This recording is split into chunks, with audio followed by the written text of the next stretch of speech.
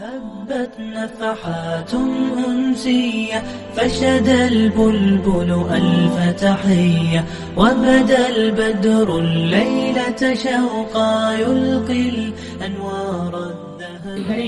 अब इसी सिलसिले को आगे बढ़ाते हुए आपकी खिदमत में एक मुख्तसर तकरीर पेश करने के लिए मैं दावत देता हूँ शहनाज बिनते सिराज को कि वो तशरीफ लाएं और तिलावत की अहमियत के उन्वान पर कन्नड़ा जबान में अपनी तकरीर पेश करें। अस्सलामु अलैकुम व रहमतुल्लाहि व बरकातुहू।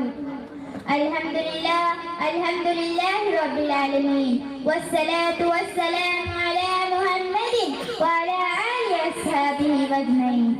अम्मा बाद ಗೌರವಾನ್ವಿತ ಸಭಿಕರೇ, ಇಂದು ನಮ್ಮ ವಿಷಯ ಕುರಾನ್ ಪಠಣೆಯ ಮಹತ್ವ. ಕುರಾನ್ ಕರೀಮ್ ಅಲ್ಲಾಹನ ಅಂತಿಮ ದೈವಿಕ ಪುಸ್ತಕ. ಮಾನವ ಕುಲಕ್ಕೆ ಹಿದಾಯತ್, ಕರುಣೆ ಮತ್ತು ಬೆಳಕು. ಅಲ್ಲಾಹು ತಾಲಾ ತನ್ನ ಪುಸ್ತಕದಲ್ಲಿ ಹೇಳಿರುವ ಏನೆಂದರೆ, ಇನ್ನ ಹಾಜಲ್ ಕುರ್ಆನ ಯಹ್ದಿ ಲಿಲ್ಲದಿ ಹಿಯ ಅಕ್ವಮ್. ಅಂದರೆ ಈ ಕುರಾನ್ ನೇರವಾದ ದಾರಿಗೆ ಮಾರ್ಗದರ್ಶನ ಮಾಡುತ್ತದೆ. ಪ್ರಿಯ ಸಭಿಕರೇ, ಬನ್ನೀಗ ಪ್ರವಾದಿಗಳ ಹದೀಸ್ ಬೆಳಕಿನಲ್ಲಿ ಕುರಾನ್ ಪಠಣೆಯ ಮಹತ್ವವನ್ನು ನೋಡೋಣ. ಪ್ರವಾದಿ ಸಲ್ಲಲ್ಲಾಹು ಅಲೈಹಿ ವಸಲ್ಲಂ ಹೇಳಿದ್ದಾರೆ, ನಿಮ್ಮಲ್ಲಿ ಅತ್ಯುತ್ತಮನು ಕುರಾನ್ ಕಲಿಯುವವರು ಮತ್ತು ಅದನ್ನು ಕಲಿಸುವವರು. ಮತ್ತೊಂದು ಹದೀಸ್ ಬೆಳಕಿನಲ್ಲಿ ವ್ಯಕ್ತಗೊಳಿಸಲಾಗಿದೆ, ಕುರಾನ್ನ ಒಂದೇ ಅಕ್ಷರ ಓದಿದ್ದರೂ ದಶ ಪುಣ್ಯ ಲಭಿಸುತ್ತದೆ.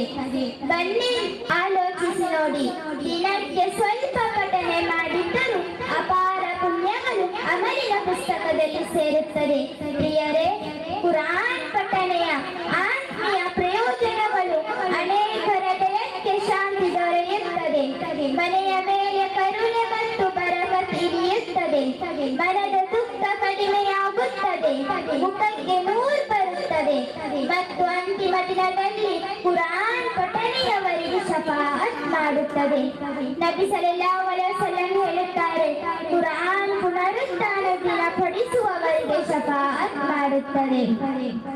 ಈಗ ನಮ್ಮ ಮೇಲೆ ಇರುವ ಕೆಲವು ಜವಾಬ್ದಾರಿಗಳನ್ನು ಸಂಕ್ಷಿಪ್ತವಾಗಿ ಹೇಳುತ್ತೇನೆ.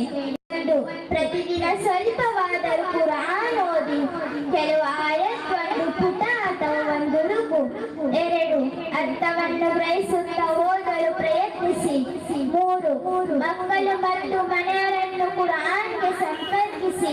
ನಾಲ್ಕು, ಕುರಾನ್ ಉಪದೇಶಗಳನ್ನು ಜೀವನದಲ್ಲಿ ಜಾರಿಗೆ ತರುತ್ತಾರೆ. ಮತ್ತೊಂದು ಹದೀಸ್ನಲ್ಲಿ ಕುರಾನ್ ಓದಲು ಕಷ್ಟಪಡುವವರಿಗೆ ಶುಭ ಮಾತ್ರ ಇದೆ. ಪ್ರವಾದಿಗಳ ಹದೀಸ್ ನಮಗೆ ತಿಳಿಯಪಡಿಸುತ್ತದೆ, ಯಾರು ಕುರಾನ್ ಓದುವಲ್ಲಿ ಕಷ್ಟಪಡುತ್ತಾರೆ ಅವರಿಗೆ ಪುಣ್ಯ ಲಭಿಸುತ್ತದೆ. ಬನ್ನಿ ಇಂದು ನಾವು ಸಂಕಲ್ಪ ಮಾಡೋಣ, ಕುರಾನ್ ಜೊತೆ ನಮ್ಮ ಸಂಬಂಧವನ್ನು ಬಲಪಡಿಸೋಣ, ಪ್ರತಿದಿನ ಓದೋಣ ಮತ್ತು ಅದನ್ನು ನಮ್ಮ ಜೀವನದ ಮಾರ್ಗಸೂಚಿ ರೂಪಿಸೋಣ. ಅಲ್ಲಾಹು ನಮಗೆ ಕುರಾನ್ನ ಬೆಳಕು, ಅಗ್ರಗ್ರಹಣ ಮತ್ತು ಶಾಂತಿ ನೀಡಲಿ. ಆಮೀನ್ ಯಾ ರಬ್ಬಲ್ ಆಲಮೀನ್.